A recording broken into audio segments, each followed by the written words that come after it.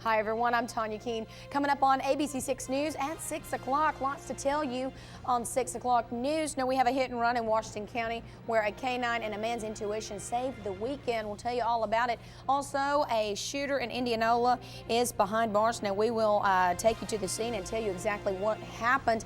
And of course, on some lighter notes, DRMC is having their groundbreaking. We'll tell you all about that. And Greenville has a new fire chief. All that and more, plus your weather with Christopher Mathis. We'll see you here at 6. From the #1 station in the Delta, you're watching ABC 6 News.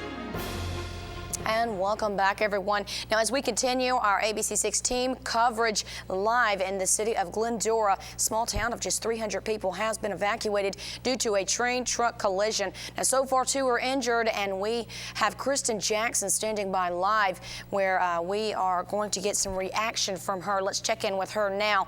Now, Kristen, what's going on in Glendora? How's the reaction down there? Morning, Mississippi. And good morning, everyone. Rachel, Elvis, and I here to wake you up. We're having a lovely morning on this Monday, April 23rd, 2007. We hope you're getting that first cup of coffee. I mashed the snooze button about 5 times this morning, so you know what? Don't mash it any longer, everyone. Just go on and get up. Let's go on and get this Monday over with. Let's take a look at what we are working on and what we have this morning. Now, we're going to take a look at coming up after the break, guys. Mississippi's economy has become on an upswing since Hurricane Katrina, and it's not slowing down yet. Find out what the state budget is and what the governor plans for the next fiscal year. And of course, Ryan Evans will take another look at that foggy out the door forecast this morning before you head out to start your day. Man, look at that fog. It is thick. It looks like you could maybe slice it with a knife. I'm not sure.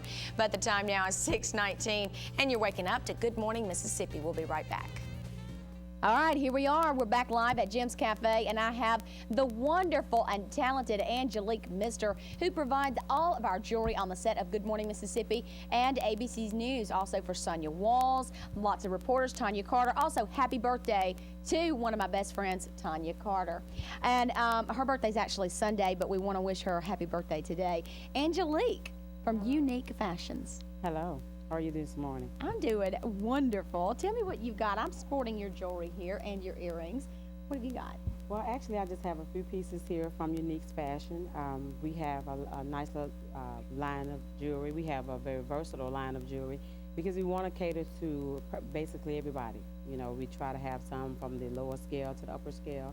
We have pearls, because you can't go wrong with pearls. Also, you know, have pearls yes. right there on. I have the blue pearls on this morning. We have pink. We also have yeah, ivory. these are the blue pearls right here, and they're wonderful. Also, the pink is nice. I love the pink. Now, tell me a little bit more about what to wear during the holiday season. Now, all of these fashions, you know, you can range. Fashions change every year. Now, what type of jewelry are ladies wearing this year? I know this year there's a lot of the long chains, a lot of the ropes, as you see here. This is one of the ones that's doubled right here, but most of the attire that's being worn this year is going to be a long chain, such as this one here. Yeah, we have a lot of the long chains. Like I said, the pearls. You have a lot of your sequences, and this year you'll see a lot of your iridescents. You have a lot of these colors. Now this is big this year, guys. Yes. The crystal iridescent earrings, necklaces. You see them everywhere, Yes, especially at Unique Fashions. You do. Now, tell me where you're located. I'm currently in Leland. I operate as a home-based business. We do vending. We also do booths at your outings in the local communities. We tap into any large events, and we do home showings. All right, and tell them your number really quick, and we have to go to break. My number is 662-822-9916. Thank you, Angelique. Thank you so much for coming on the show. Hey, get out there and get fashionable. We'll be right back. Now we begin this morning in Bolivar County, where a suspect has been arrested in connection with last week's fatal fire in Shaw. Now that story does tops this morning's newscast. Deputies have arrested Melvin Curry and charged him with 2 counts of capital murder. James and Ozzie Young, 2 mentally challenged people, died in the blaze at their home on Railroad Avenue. Investigators were not sure initially what caused the fatal fire, but we will of course keep you updated on this investigation. And turning back to Washington County now, the star witness in the Kevin Allen murder trial takes the stand. Well, you know what? Catherine Cooper You have made my morning. Oh my goodness. These are good. Thank you, thank you. Catherine Cooper did send in our recipe. We thank her for that. She said grab you a cup of coffee and get your pen and pencil, write down this recipe because you're going to want to go straight to the kitchen and whip this up. So basically the first thing, we're making muffins today, pecan muffins. So we have a cup of chopped pecans. We're going to place that in there. And then we have a half a cup of flour.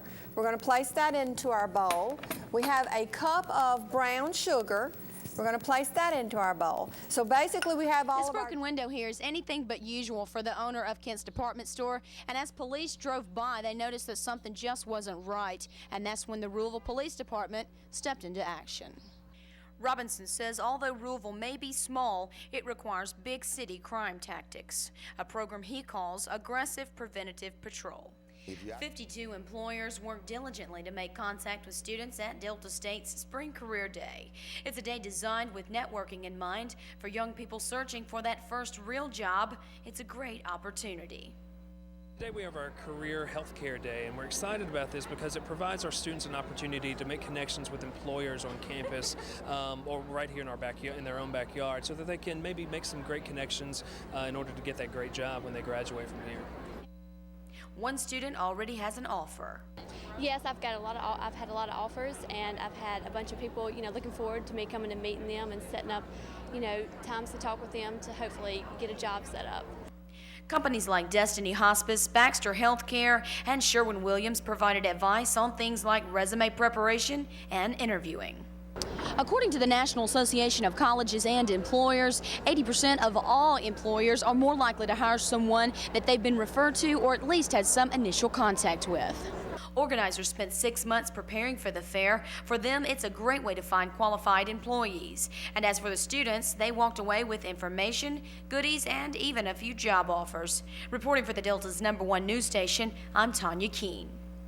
According to police officials, there are hundreds of registered sex offenders on the books in Washington County. But according to Police Chief Eddie Johnson, he is willing to do whatever it takes to get these sex offenders off the streets. And Hudson says any unwanted sex is rape, no matter what the situation, and with children, it's even more damaging.